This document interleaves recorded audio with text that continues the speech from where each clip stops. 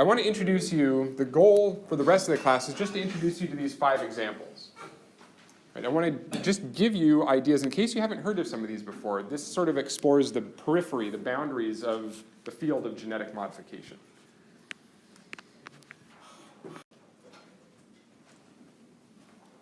So some people think it's unnatural to do things like combine genes from different organisms into the same organism.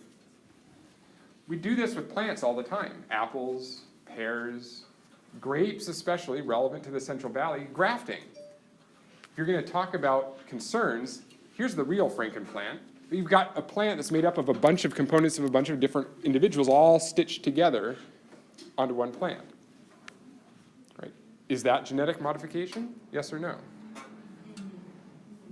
No, because they're already, the root, it's already is what it is. It's just helping it grow. But it's one organism that you couldn't create without grafting, at least not very easily. You'd have to crossbreed and crossbreed and crossbreed to get the traits from the root stock and the traits from the fruit into the same single organism. So is this naturally occurring? We intervened.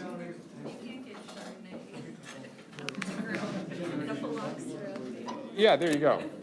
So it's hard to get some varietals of grapes to grow in certain environments, so you graft them onto rootstock. Okay.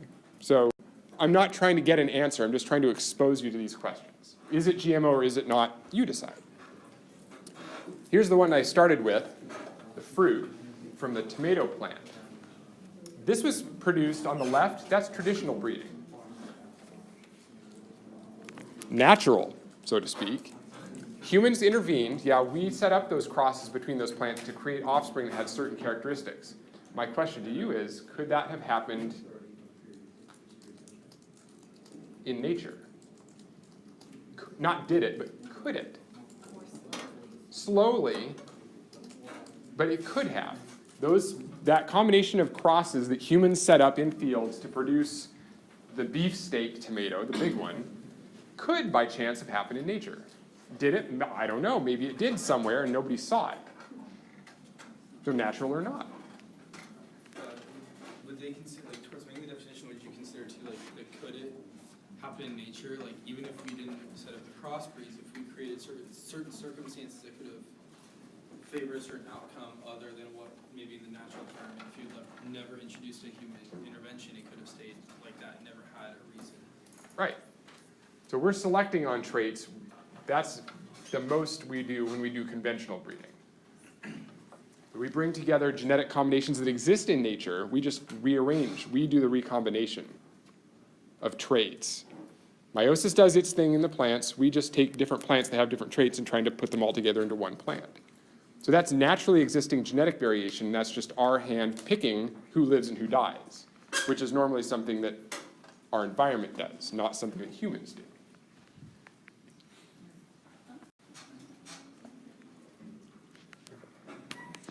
How about this case? The AquAdvantage Salmon. Great name. I don't know, is that either good or bad for GMO? I don't know. Here's what the engineers did, and we're going to see another example of this in the next slide or two as well, just not in a fish. What did they do? They turned up the level of a growth hormone, Jackson. But it's the salmon's own growth hormone.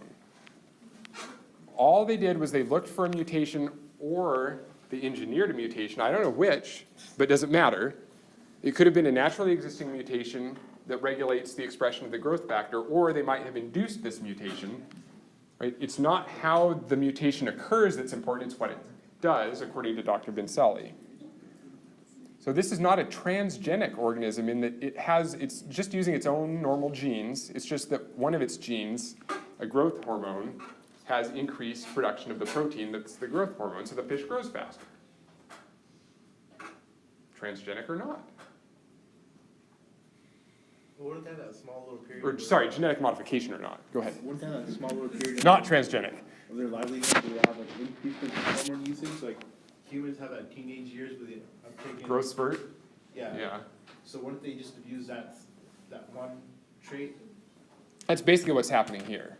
Yeah, you just keep growth hormone turned on in the fish, they grow faster. So would they also suppress the, I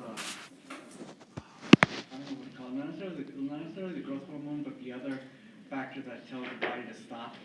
Like, kind of like in humans how our arms and legs have a tendency to grow up to a certain period, and in adulthood, if you take growth hormone, they don't get longer, they just get thicker.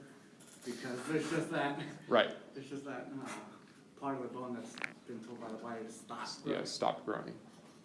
So presumably, I don't know if these fish keep growing and growing and growing. But this was a response, speaking of ethics, this was a response by scientists to the concern that, well, how are most salmon that are sold at supermarkets produced? Do you know where they come from? Most of them? Farms? Farms.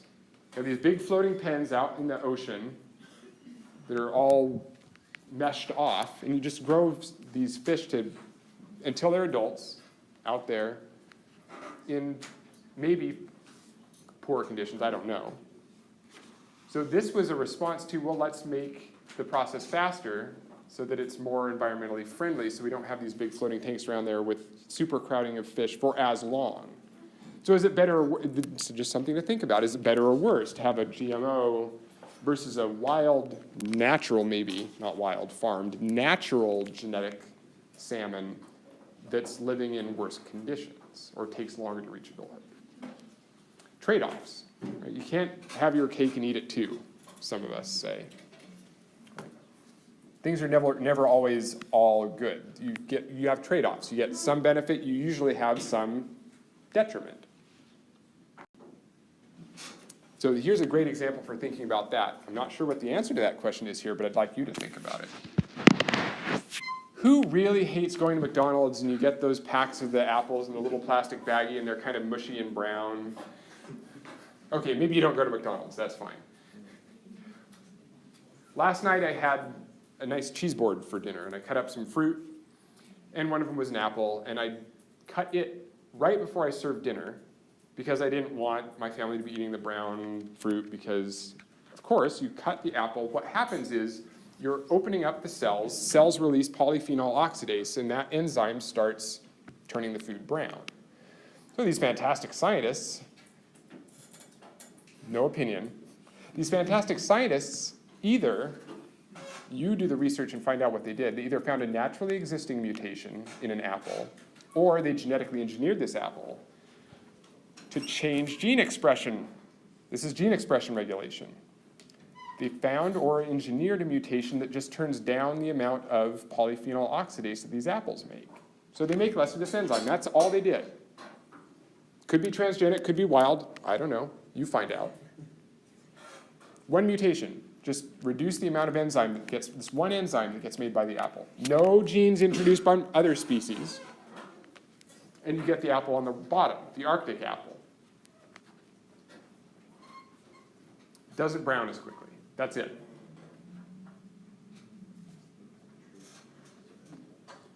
So the question about the trade-off is, so you get a benefit. It's not a very important, I don't think, again, in my opinion, benefit. Who cares if the apple browns faster? Consumers do, that's why growers care, right? Farmers want something they can market, and so if the consumer wants the apple not to brown, then farmers are going to feel that pressure. Maybe they'll grow this transgenic apple or genetically modified apple. What's the trade-off? You don't get a benefit without having a cost that comes with it. What do you think? I don't know if there's a right answer. I'm just curious for your feedback. Depends what that enzyme is for. I think that's the important question.